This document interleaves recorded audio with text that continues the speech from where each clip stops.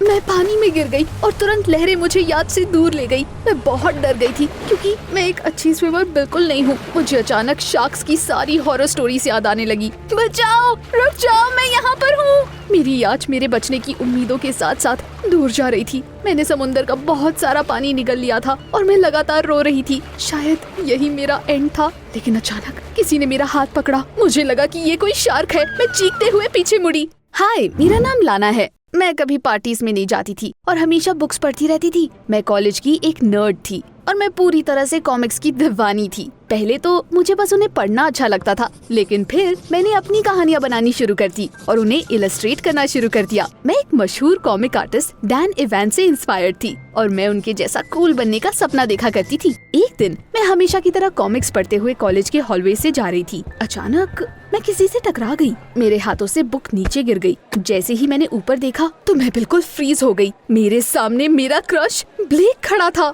The coolest guy in college. मेरे classmates hallway में इकट्ठा हो गए। तभी किसी ने फ्लोर पर पड़ी हुई कॉमिक देख ली। सभी लोग मुझ पर जोर जोर से हंसने लगे। मुझे बहुत शर्म आ रही थी। मैंने ब्लेक की तरफ देखा तो वो बिल्कुल शांत खड़ा हुआ था। दोस्तों, यहाँ देखो, हमारे हैंडसम ब्लेक को देखकर इस नर्ड की बोलती बंद हो गई। ब्लेक भी हंसने लगा। मैं ऐसी शांत और साधारण लड़कियों में इंटरेस्टेड नहीं हूँ यार, तुझे तो पता है ना। मुझे ये सुनकर बहुत दुख हुआ और मैं अपने आंसू रोककर वहाँ से दूर भाग गई। उस दिन मैंने फैसला कर लिया कि मैं खुद को बदल कर रहूंगी। मैं एक कैफे में गई और दूर की टेबल पकड़कर अपने टैबलेट पर ड्राइंग करने लगी। इससे मुझे शांत रहने में मदद मिलती थी। अचानक मेरे पीछे से किसी ने बोला, काफी बढ़िया लग रहा है। मैंने मुड़कर देखा तो वहाँ पर पियर्सिंग्स और टैटूज से भरा हुआ एक लड़का खड़ा हुआ था। वो मेरे टेबल पर बैठकर मुझसे बातें करने लगा। उस लड़के का नाम हेनरी था और वो एक टैटू पार्लर चलाता था। उसके टैटूज देखकर मेरे दिमाग में एक आइडिया आया, क्यों ना मैं भी एक टैटू बनवा लूं। जब मैंने हेनरी को इसके बारे में पूछा तो वो खुशी से मुझे अपने टैटू पार्लर ले गया। हम दोनों ने मिलकर एक स्केच बनाया और फिर उसने मेरी गर्दन पर वो टैटू बना दिया। ये काफी अनयूजुअल और कूल लग रहा था। मैंने कुछ दिनों के लिए इस बात को राज रखने का फैसला किया। अगले दिन मैं एक हाई कॉलर वाला जंप सूट पहनकर कॉलेज गई। लेक्चर के दौरान अचानक हमसे कहा गया कि क्लास के बेस्ट स्टूडेंट्स के लिए फ्लोरिडा में एक ट्रिप ऑर्गेनाइज की गई है। फिर उन्होंने स्टूडेंट्स का नाम अनाउंस करना शुरू कर दिया और इस लिस्ट में मेरा भी नाम था। अचानक सभी स्टूडेंट्स मेरे कपड़ों का मजाक उड़ाने लगे। मुझे यकीन है कि बीच पर भी ये हुडी पहनेगी।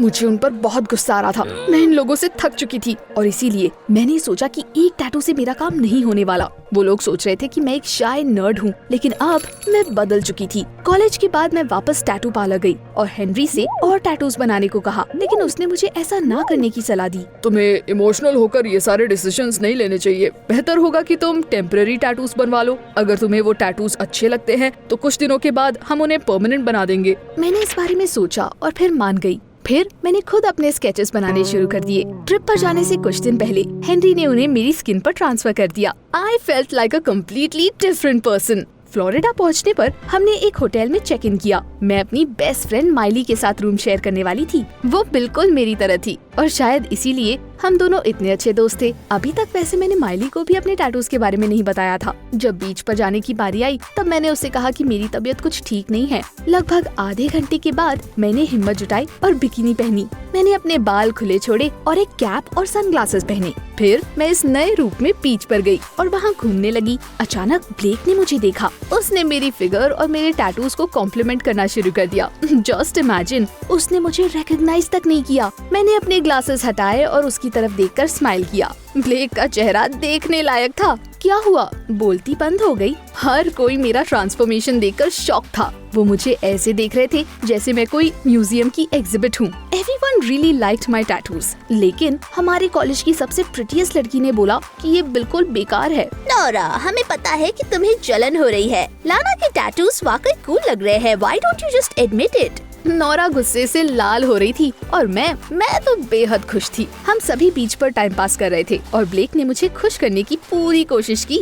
उसने मेरे लिए कॉकटेल्स लाए, मेरा सनबेड एडजस्ट किया और मेरे शोल्डर्स पर सनस्क्रीन भी लगाई। समुंदर के पानी से मेरे टेम्परेरी टैटूज निकल सकते थे, इसीलिए मुझे बीच पर ही बैठना पड़ा। जब हम वापस होटल पहुँचे तो माइली मुझसे थोड़ा नाराज थी। तुमने मुझे अपने टैटूज के बारे में क्यों नहीं बताया? I thought we were friends. मैंने उसे समझाया कि इनमें सिर्फ एक ही टैटू असली है। अगले दिन हम बीच पर टहल रहे थे, तब वहाँ एक अपकमिंग पाम ट्री पार्टी की अनाउंसमेंट हो रही थी। इस इवेंट में किसी भी एक लड़की को क्वीन ऑफ द बीच चुना जाने वाला था। जाहिर है सारी लड़कियाँ इसमें पार्टिसिपेट करना चाहती थी। लाना, क्या तुम मेरे साथ इस पार्टी में चलोगी? मैं यही तो सुनना चाहती थी। Of course I immediately agreed. लेकिन जब मैं होटल पहुंची तो अचानक नोरा मेरे सामने आई और मुझे धक्का देते हुए बोला, तुम ब्लेक से दूर रहना, वरना मैंने बिना डरे उससे बोला, वरना क्या? वरना तुम्हें पछताना पड़ेगा। मुझे डराने से कुछ नहीं होगा। ब्लेक मुझे पसंद करता है, सो डील विद इट। ये कहकर मैं वहाँ से चली गई। उसी दिन माइली और मैं शॉपिंग के लिए गए। मैं एक ऐसी ड्रेस ढूंढ रही थी जो ज्यादा एक्सपेंसिव ना हो पर अच्छी भी लगे। आखिरकार मुझे ऐसी ड्रेस मिल गई। नॉर्मली मैंने ऐसी ड्रेस कभी नहीं पहनी होती, लेकिन आज मैं खुद अपनी चॉइस से सरप्राइज थी। रूम में लौटने पर मैंने अपनी ड्रेस एक चेयर पर रख दी और सोने चली गई।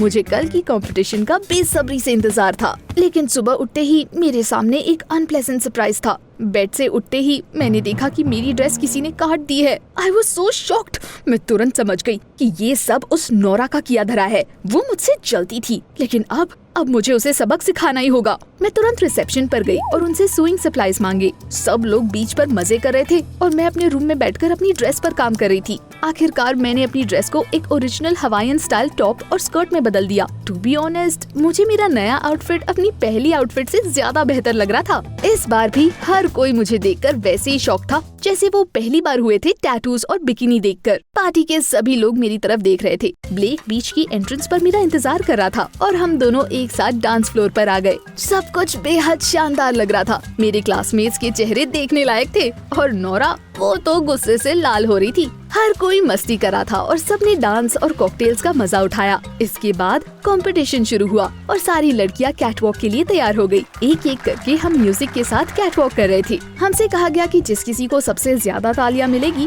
वो जीत जाएगी। नोरा ने अच्छा परफॉर्म किया, लेकिन जब मैं स्टेज पर गई, वेल, आप तो समझ ही गए होंगे, सारा बीच तालियों से गूंज उठा। It was incredible. मुझे अपनी लाइफ में कभी इतना प्यार नहीं मिला था। मैं क्वीन ऑफ द बीच बन गई और मुझे पाम लीफ से बना हुआ एक क्राउन पहनाया गया। मैं कॉकटेल्स लेने के लिए बार के पास गई, लेकिन तभी मुझे एहसास हुआ कि ब्लेक कहीं दिखाई नहीं दे रहा है। मैंने आसपास देखा तो मुझे नोरा भी नजर नहीं आ रही थी। ये दोनों एक साथ कहाँ पर गए? तभी माइली वहाँ पर आ गई। वो थोड़ी अपसेट लग रही थी। लाना, पता नहीं तुम्हें ये कैसे समझाऊं, तुम खुद ही मेरे साथ चलकर देख लो। मैं कंफ्यूज थी, लेकिन फिर भी मैं उसके पीछे गई। हम बीच पर लगाए हुए एक हैमॉक पर पहुँचे। उसके अंदर नोरा और ब्लेक थे और वो दोनों किस कर रहे थे। How is it possible? मुझे बहुत बुरा लगा। ब्लेक ने नोरा को दूर किया और हैमॉक से नीचे आ गया। मैं उससे बात ही नहीं करना चाहती थी, इसीलिए मैं तुरंत वहाँ से भाग गई। मैंने ये भी नोटिस नहीं किया कि मेरा क्राउन वहाँ पर गिर चुका है। मैं रोते हुए बीच पर चल रही थी। मैं एक बेंच पर बैठकर सोचने लगी कि क्या मैं सचमुच एक लूजर हूँ? अगर ब्लेक को अभी भी दूसरी लड़कियाँ पसंद है तो खुद को बदल कर क्या फायदा? तभी एक आदमी मेरे पास आकर बैठा। पहले तो मुझे थोड़ा डर लग रहा था, लेकिन अचानक वो मेरी टैटूज की तारीफ करने लगा। आपके स्केचेस काफी इंटरेस्टिंग है, शायद इन्हें किसी टैलेंटेड मास्टर ने बनाया होगा। एक्चुअली इन टैटूज की ड्राइंग्स मैंने खुद बनाई है। वो आदमी काफी सरप्राइज लग रहा था और उसने कहा कि मेरा फ्यूचर काफी अच्छा है। तभी मुझे एहसास हुआ कि उसका चेहरा कुछ जाना पहचाना लग रहा है, लेकिन मुझे अभी याद नहीं आ रहा था कि मैंने उसे आखिर कहाँ पर देखा है। अगले दिन हमें एक बोट ट्रिप पर जाना था। जब हम अपनी याच पर पहुँचे तब ब्लेक मेरे पास आया। तुम धोखेबाज हो। अगर तुम्हें नोरा पसंद थी तो तुमने मेरे साथ क्यों फ्लर्ट किया? लेकिन मैं तो वहाँ पर तुमसे मिलने आया था। मुझे बताया गया कि तुम हैमॉक पर मेरा इंतजार कर रही हो। मुझे यकीन नहीं हो रहा था। ये तुमसे किसने बोला? मैं उसका जवाब बिल्कुल भी एक्सपेक्ट नहीं कर रही थी।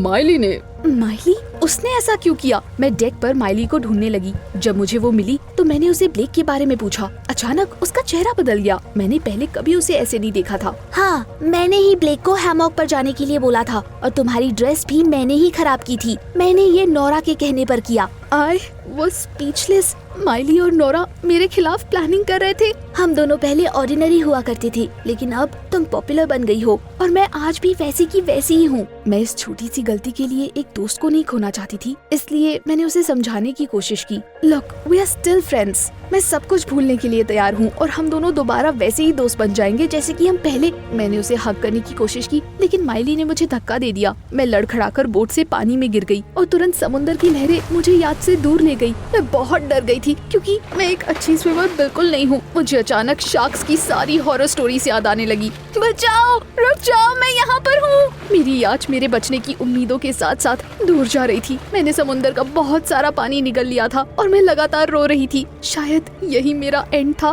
लेकिन अचानक किसी ने मेरा हाथ पकड़ा। मुझे लगा कि ये कोई शार्क है। मैं चीखते हुए पीछे मुड़ी और देखा कि वो ब्लेक था। उसने मुझे गिरते हुए देख लिया था और वो भी मेरे पीछे पीछे पानी में कूद गया। अब मुझे डर नहीं लग रहा था। जल्दी ही किसी ने हमें देख लिया और एक लाइफ बॉय की मदद से हमें ऊपर खींच लिया गया। मुझे ड्राई करने के लिए एक टॉवल दिया गया। तभी माइली मेरे पास आई और कहा, तो अब तुम्हारे टैटूज का क्या हाल है? इतना सब होने के बावजूद भी उसे कोई पछतावा नहीं था। नोरा तुरंत मेरे पास आई और मेरे टैटूज को मसलने लगी। जाहिर है मेरे टैटूज निकलने लग गए। जब सबको मेरी सच्चाई पता चली तो वो दोबारा मेरा मजाक उड़ाने लगे। मुझे उम्मीद थी कि ब्लेक मेरा साथ देगा, लेकिन वो काफी डिसअपॉइंटेड था। मुझे लगा कि तुम एक स्ट्रॉन्ग लड़की हो, but you are just a liar. मुझे ये सब सुनकर बहुत हर्ट हुआ। माना कि मेरे टैटूज नकली थे। So what? Was it really that important? Hotel लौटने पर मैं किसी से बात नहीं करना चाहती थी। मैंने अपना टैबलेट उठाया और पूल के पास जाकर बैठ गई। कॉमिक्स पढ़ते पढ़ते अचानक मेरी नजर मेरे फेवरेट आर्टिस्ट डैन इवांस की फोटो पर गई। तभी मुझे याद आया, ये तो वही था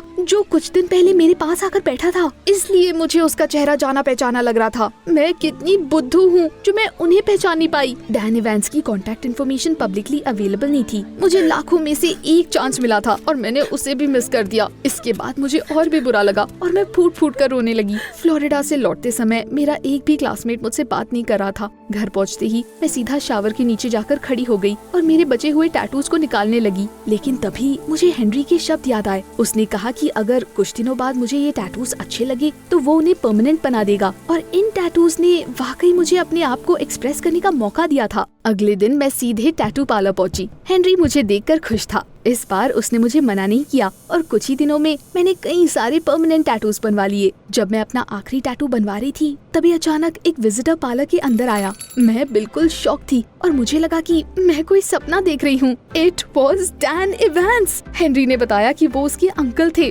डैन इवांस ने मुझे गौर से देखा और फिर मुस्कुराते हुए बोला, ओह याद आया, तुम तो वही टैलेंटेड लड़की हो ना जो मुझे फ्लोरिडा में मिली थी। मैं ये मौका बिल्कुल नहीं छोड़ना चाहती थी। मैंने तुरंत उन्हें अपनी ड्राइंग्स दिखाई। मिस्टर इवांस को वो बहुत पसंद आई। उन्होंने ध्यान से सारी ड्राइंग्स देखी और फिर मुझे एक सरप्राइजिंग ऑफर दिया। तुम्हें पता ही होगा कि इस इंडस्ट्री में मुझे हर कोई जानता है। क्यों ना हम एक कॉन्ट्रैक्ट साइन कर ले जिसमें मैं तुम्हारा एजेंट बनूंगा और किसी पब्लिशिंग कंपनी को तुम्हारा नाम रेकमेंड करूंगा। अगर मैं चेयर पर बैठी होती तो मैं जरूर जमीन पर गिर जाती। हमने उसी शाम कॉन्ट्रैक्ट साइन कर लिया। अगले दिन जब मैं कॉलेज पहुंची मैं तो 7वें आसमान पर थी। सीरियसली मेरा सपना सच हो चुका था। जब मैं क्लासरूम के अंदर आई तब हर कोई मेरे टैटूज को देखकर हैरान था, लेकिन नोरा फिर से मेरा मजाक उड़ाने लगी। लगता है तुमने फिर से कोई स्टिकर स्टोर लूट लिया है। आई न्यू इट कि वो ऐसे ही रिएक्ट करेगी। इसीलिए मैंने अपनी बैग से एक वेट वाइप निकाला और उसे अपने टैटू पर रगड़ा। मेरा टैटू अभी भी वही था। Well, are you satisfied?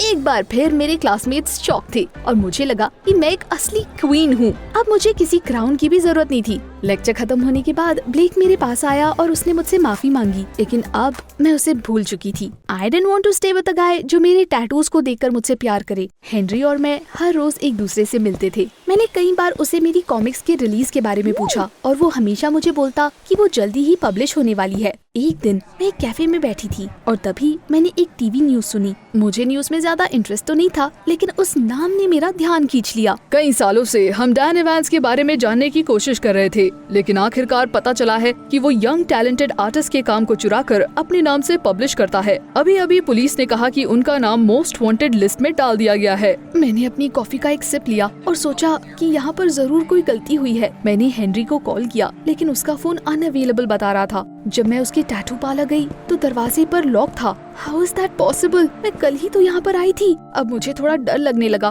क्या मेरे साथ कोई धोखा हुआ है? मैं वहीं बैठकर मिस्टर इवांस और हेनरी का इंतजार करने लगी, लेकिन कोई भी नहीं आया। अगले दिन मैं एक स्टोर में गई और अचानक मेरी नजर शेल्फ पर रखी एक बुक पर गई। उस बुक के कवर पर मेरी ही ड्राइंग्स थी। ये मेरी कॉमिक्स थी, लेकिन जब मैंने ऑथर का नाम देखा तो मैं बिल्कुल शॉक थी। वहाँ पर लिखा था हेनरी वुड। आज 1 महीना बीत चुका है। मैंने पुलिस कंप्लेन फाइल कर दी है, लेकिन मुझे बताया गया है कि इस बात को साबित करना बहुत मुश्किल है कि ये ड्राइंग्स आखिरकार मैंने बनाई है। बट यू नो व्हाट, मैं पीछे हटने वालों में से बिल्कुल भी नहीं हूँ। क्या आपको लगता है कि मैं ये प्रूफ कर पाऊंगी?